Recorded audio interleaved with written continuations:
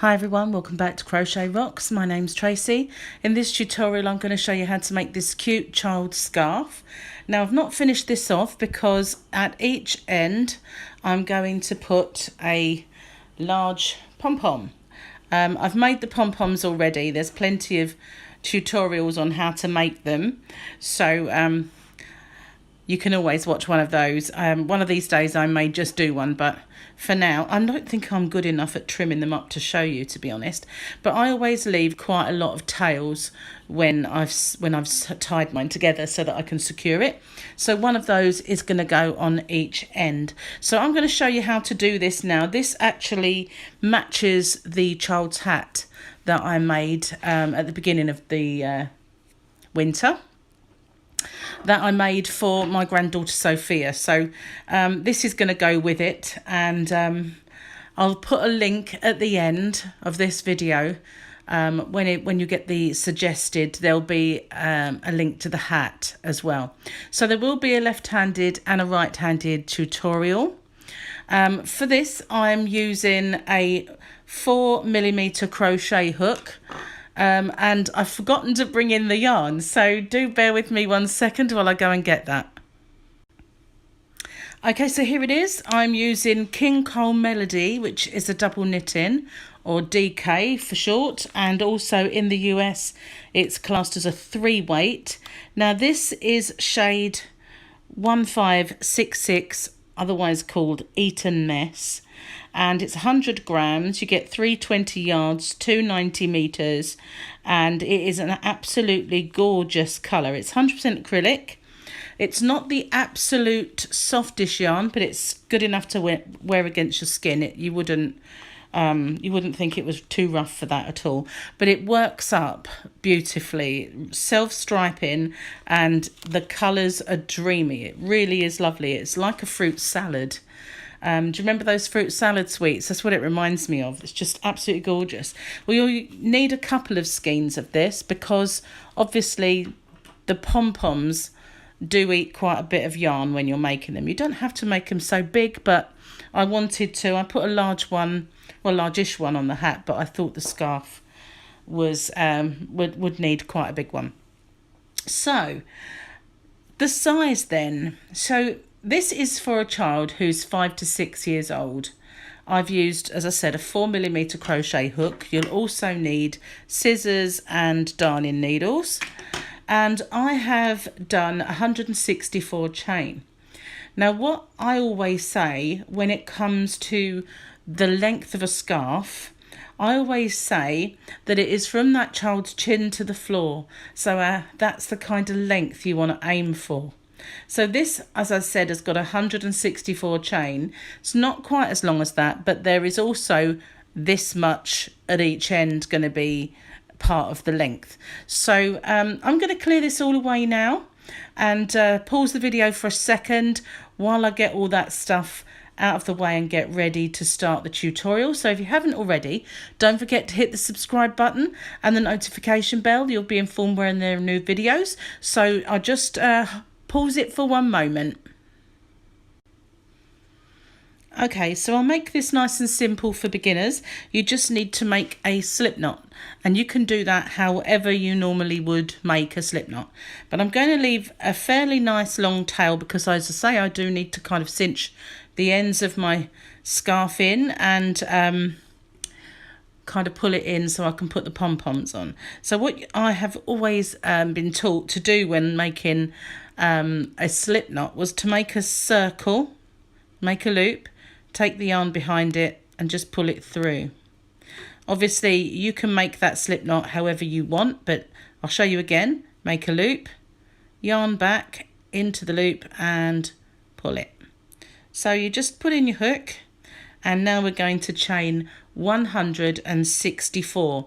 So if your child is younger or smaller, then adjust your chain. As long as it measures from their chin to the floor, it will be a good size for the scarf. Now, you don't have to do extra chain for this. It's not that kind of pattern. So to do a chain, we yarn over and just pull it through the loop on the hook. Again, yarn over and pull through, yarn over and pull through, and as you can see we're making a chain. So yarn over and pull through. So I need to have 160 more of those, so I'm going to pause the video and I will come back to you once I have my chain length. Okay, so as soon as you have the desired length, now if you want to, if you feel that you're able to, you can actually go into the back bumps. So if you turn it over, you can see that there is a bump on the back of our chain and it gives you a nicer edge. So if you wanted to do that, you could. We're going to do a half treble, which is a UK term, or a half double in the US. So if you wanted to just go into that back bump like that and yarn over, pull up your stitch, then that, will give you a slightly nicer edge. But if you're not up to that, then that is fine. It's quite bi-coloured, this yarn, so it is a little bit more unusual to see, but you can see there's one chain, there is another. The loop on the hook doesn't count, so we're going to ignore this first stitch and we're going to go into this one, and we're going to yarn over and go into the stitch. I'm not going to go into the back bump because it's just quite difficult to see, but if you feel confident, then please do. Yarn over and pull up the loop. So we have 3 on our hook. Now we're going to yarn over and pull through all 3, taking the yarn with you. So pull through all 3 of the stitches, and that is how we do the half treble, which is a UK term, or a half double in US. We're going to do 1 in every single chain. So again, we're going to yarn over, we're going to go into the next one, which is here, yarn over and pull up the loop, yarn over and pull through all 3, and into the next one. Now if you're using yarn like this, you can easily see where your next chain is, because you can see this one always kind of pulls open just a little bit, so we're going in here.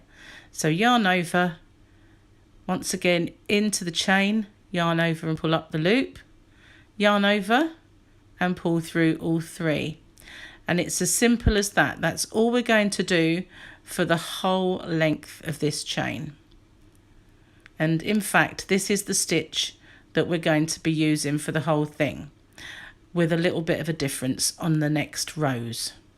So I'm just going to speed up a little bit, yarn over, you can see where you are, into the next one, yarn over and pull up, yarn over, pull through all 3.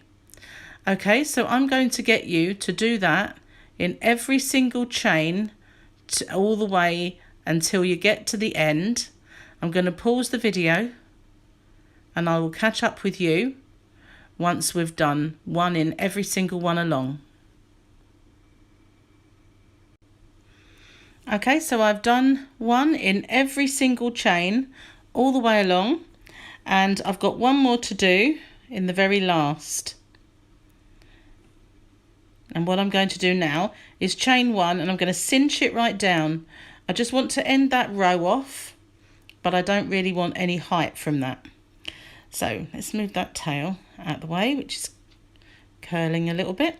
Now I'm going to go into every single stitch all the way along and do the same stitch, but I'm going to do it in the back loops only.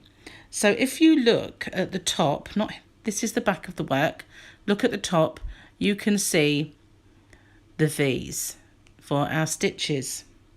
Now what we're going to do is we're going to yarn over and we're going to turn it so that we're going into this back loop of our stitch only, not the front loop. So we're not going through both like we normally would. We're just going to go in the back part of the V. So we're going to yarn over and go into that back one, just the 1 loop, yarn over, pull up the loop, yarn over, pull through all 3, and it's going to create a ridge for us which will look like ribbing. So we're just going to go in these back loops, yarn over, into the next one, yarn over, pull up a loop, yarn over, pull through all three. Now it will make this one look elongated, but don't worry, it pulls back into shape again. So I'm going to zoom in just a bit so that you can see a bit more clearly. We're yarning over and looking at it. Here is our next V here. We're just going to yarn over and go in that back loop. Yarn over, pull up the loop, yarn over, pull through all three. And you can see this ridge here is forming because we're going in these back loops only. We're going to do that all the way along in every single stitch.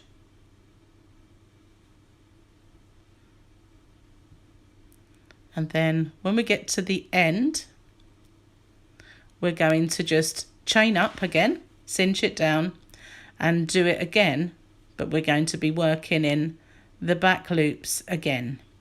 You can see the V there and there, you're going into the back loops only. So that is our pattern. That is all we're going to do, going into the back loops on every single row. And we're not going to do any other stitches. We're just keeping this half treble, half double in the US. Sorry, I'm still zoomed. I always kind of forget to unzoom it. So we're just going to carry on in those back loops in every single stitch, and we're going to just keep going every single row, and you can see the ridge forming. Now we're going to do a total of 20 rows, and then I want you to have a look at it and see if it's wide enough, and if you think it needs a couple more, but I wouldn't go any more than 22 rows for a child's neck. If it's a very small child, you may even want to just do 18, but once you've got the width there, you can judge it. That's all you can do really, because children do vary in size quite a lot. But I'm going to pause the video now, and I'm going to carry on until my work measures the desired width of a scarf. But that's very basic, and that's all you do, is a half double US, half treble in the UK, in the back loops only, for every single row. And the colour, amazingly, does seem to do 2 rows of this scarf before it changes colour.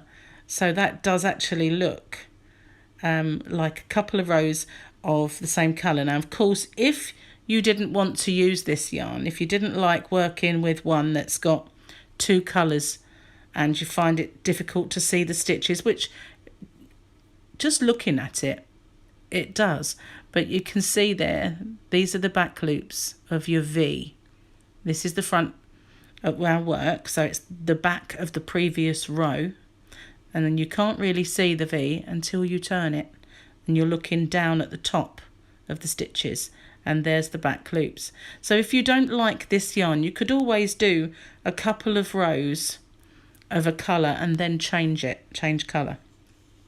So I'm going to pause it then, and I will come back to you when my scarf is wide enough.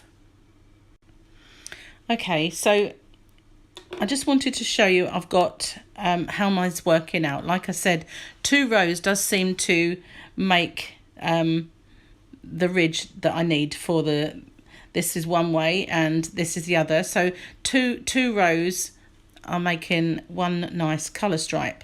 So if I move that, I have now got 21 rows. I think, let's have a count.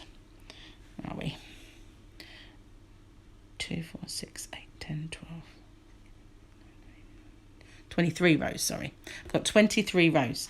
So it's an odd number. I do need an even number of rows. So I need to do one more and then it will be identical. So I've just got one more row to do.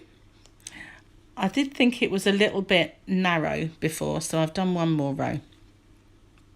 So yeah, again, just going in the back loops all the way along and this will be my final row.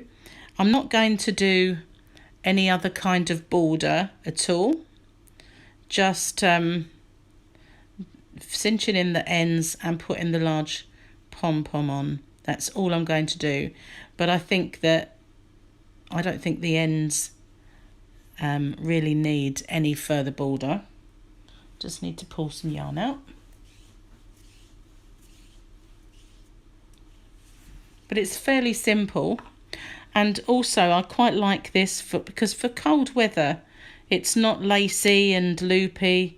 There's not lots of stitches that are going to get caught up on things for a child, so I quite like it, and I think it's such pretty colours, and it does remind me of Starburst sweets or Tutti Fruities, you know, like the fruit salad sweets that you used to get when you were young.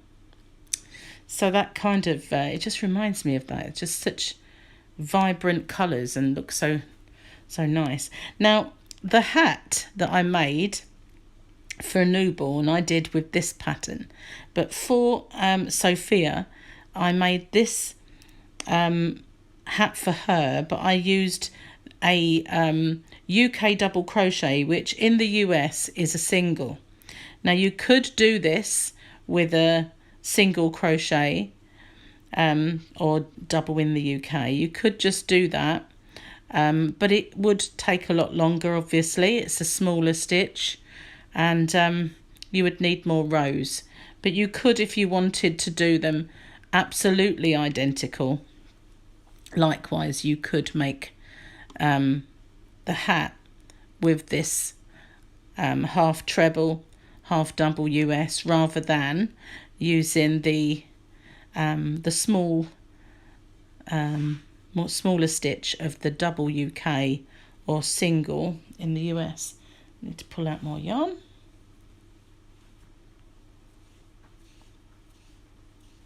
It's getting near the end of the ball now. So, okay, so I think I'm going to pause it, otherwise it's going to be a little boring for you just watching me doing my stitches in my back loop. But as you can see, once you get going, it's quite simple to just pull it forward and find your back loop. It might seem odd at first, but once you do it, it becomes quite, having said that, I just go wrong. But as you can see as well, you can see how it's making that rib effect. It's kind of looks more ribbed on one side than the other, and it's like slightly different.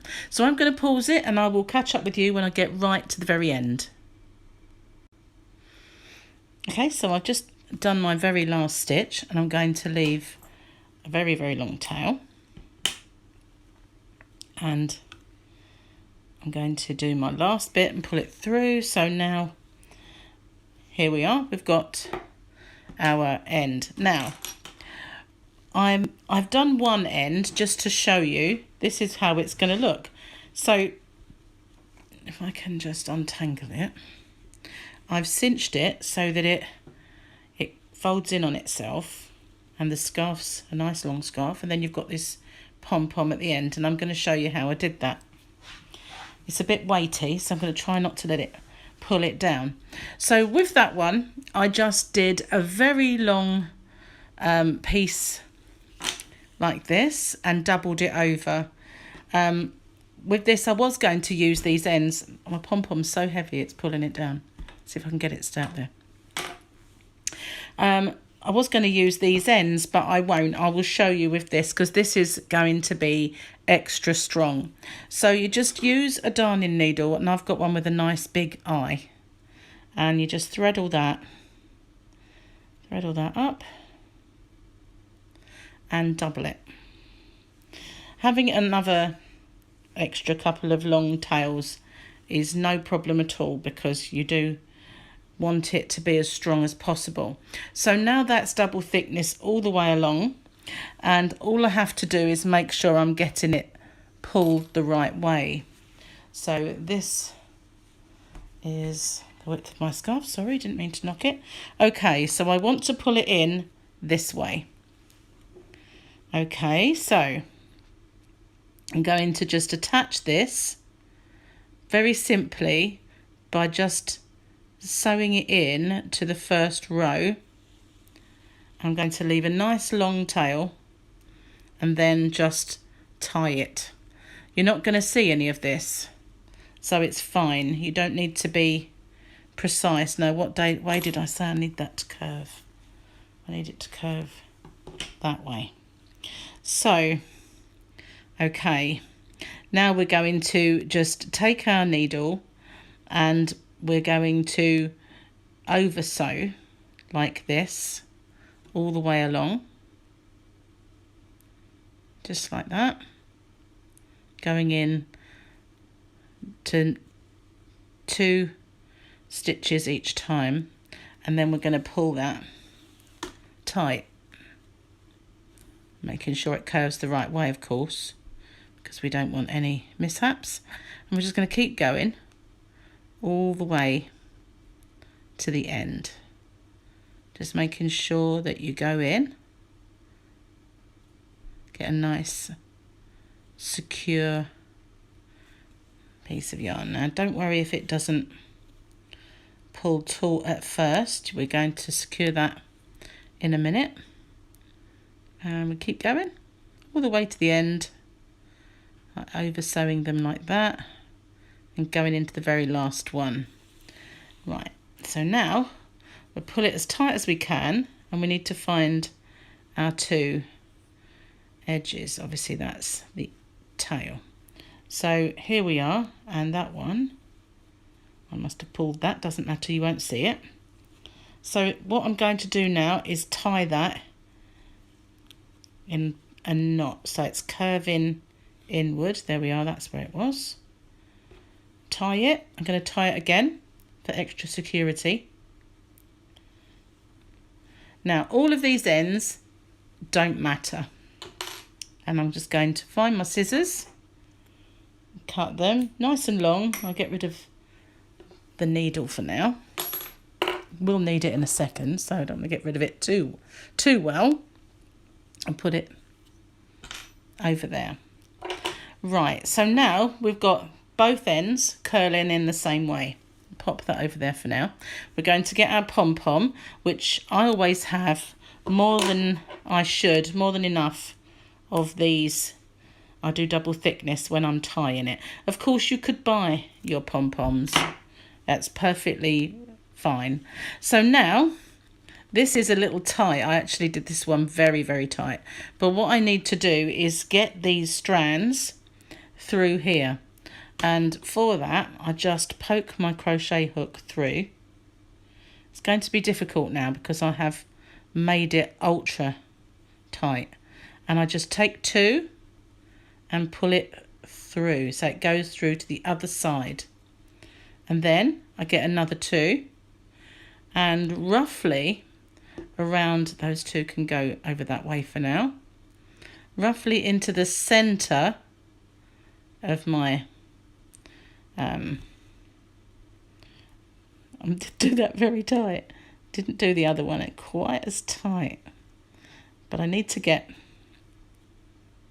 that so that it will go through. Easier said than done.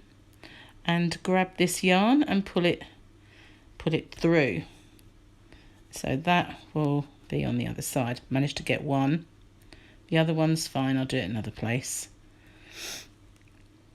And likewise on the end, get the other 2. So just need to get the other one. I think that one needs to be pulled a little more taut. Take it out for a second. I've lost the end of that one. So many ends. So those 2 are already taut, and just pull on them until you find it. Easier said than done. Alternatively, I'll take them out. Just take them out. You can deal with these later. Just tuck them round there for now. It's the only way to do it, I think, is to get rid of them so you don't see them. And we'll start again. And we'll go in the end one. Don't want it. I can muddle through with that, but I don't think you will know what I'm doing. So that's why I started again. And I'll just get my 2 and pull them through like that. Try not to make that move too much. Those ones are for the centre. And there should be another one somewhere. You get under there, out of the way. There we are, there's 3. So that one can go with that one. And I'll do the centre ones in a moment. Just get this end one sorted. And then I can tie them and know they're not coming through again. So I've just gone through. Oh, okay, you can't see it, can you? There we are. I've done it again. I've gone through, grab these and pull them through. I know it looks awkward, but you know, to be honest with you, it's the only way I know to secure them. And then you've got to get these ones through the middle here. But for now, I just want to get these and these 2, which have gone in, so they must be somewhere. There they are, I think. And I want to tie them. I'm just going to pull them on the inside. It doesn't really matter too much. There they are. So what I'm going to do is I'm going to tie these so they're not going anywhere. They've gone through the scarf. I'm going to tie them very, very tightly. And that way, that's securing that pom-pom to the inside of here. So I've done it on this side. I did it in 3 spaces, and you can see that's not going to go anywhere. That is completely and utterly tied on. So I have these other 2 and I need to get them in. So I'm going to go into the centre of my, just pulling it apart, popping my hook through, grabbing my ends. I'm going to pull them through. There we go. So now they're through. I just need to tie them too as well. So just grab any of these strands. They're all going to be hidden, so don't worry about them. Just grab them and give them a tie. And then we can just tie all of them to each other for extra security. Nice and tight. So what do we do with them all? It's quite simple. We threadle up our needle, and I usually do 2 at once. These are not the same length, so it might prove to be something that I shouldn't have done, but we'll see. And then I just go straight through the pom-pom. Here we go. And pull it through. And then I will just trim them off. I'll do it with these. Just make sure that's snug. It is. There's nothing wrong there. I would have tied it again if it had been a little loose, just to make sure it's all snug. And then just pull those through and straight through the pom-pom, and you can just about see it coming through. Give it a tug and just do that with all of them, and all those ones that are on the inside there. Pull them all through, and then once you've pulled them through, you just get your scissors and trim them up and get rid of them like this. And then you can go around and trim up any longer parts of the pom-pom that you missed, like that. I can see there's a little bit of a long bit there that I need to trim and get it all kind of nice. But I'm going to pause it for a moment while I get rid of all of these ends. I just need to feed them all up through there and trim them up. So I've shown you how to do that, so I'm going to pause it so you don't really need to see me do all of those. So just bear with me a moment while I get rid of those ends. Okay, so that's all on. They curve the same way. I think I'll just check in, make sure I haven't left any ties behind. No, they're all gone. So that's it. That's how I just need to go and go over this and trim off any loose ones like there that I find that are a little bit too long. And likewise this one. I'm not the best at trimming a pom-pom, I must admit. But I will give them another little go over, and any little bits that are stragglers I'll trim off. Trouble is I tend to trim and then I go too far in one place and then I have to trim the rest because I've trimmed one bit too short. But that's it. I hope you like it, and if you haven't already, don't forget to hit the subscribe button and the notification bell, and I'll pop a link at the end to the hat which matches. Thank you very much for watching. Until next time, bye for now.